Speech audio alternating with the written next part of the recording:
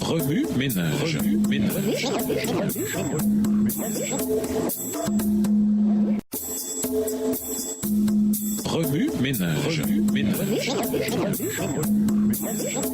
Bienvenue dans votre émission. Remue ménage. Nous voilà à la leçon de vendredi. S'en sortir. Lisons Luc 23, le verset 46. Luc 23, verset 46. Jésus s'écria d'une voix forte, « Père, je remets mon esprit entre tes mains. » Et en disant ces paroles, il expira. Pour conclure, nous faisons tous l'expérience de perte de différentes manières. Et nous devons tous trouver des moyens de les surmonter. Tandis que la perte d'un être cher, surtout dans des circonstances tragiques, pourrait être parmi les plus difficiles à gérer, nous ne pouvons minimiser l'impact des autres pertes. Un enfant dont les parents divorcent, un individu qui perd son emploi en raison de coupures budgétaires subissent tous deux une perte. La perte de notre demeure à cause d'une relocalisation forcée et la perte de la liberté en raison d'une incarcération ou d'une incapacité résultant d'un accident ou d'une maladie peuvent aussi être très dévastatrices. Et parce que dans cette vie, les pertes sont inévitables, nous devons nous préparer et nous équiper pour les gérer de façon à favoriser la guérison. Jésus vous déchargera de vos fardeaux. Si, à cause d'une perte, vous avez le sentiment que Dieu vous a abandonné, alors le temps est venu de prier sans cesse. Restez toujours en contact et en harmonie avec votre Père Céleste. Sachez qu'il sera toujours à vos côtés, maintenant et dans l'éternité. Qu'offre idées. Trouvez des moyens d'atténuer la douleur comme, par exemple,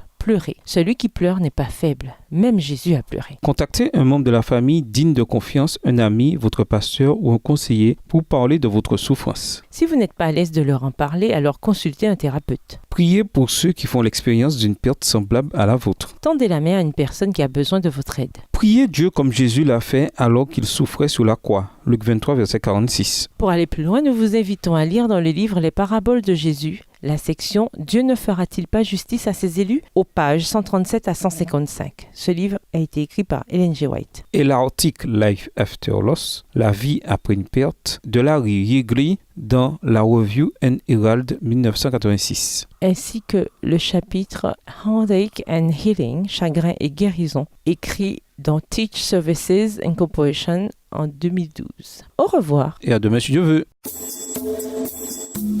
Remue ménage.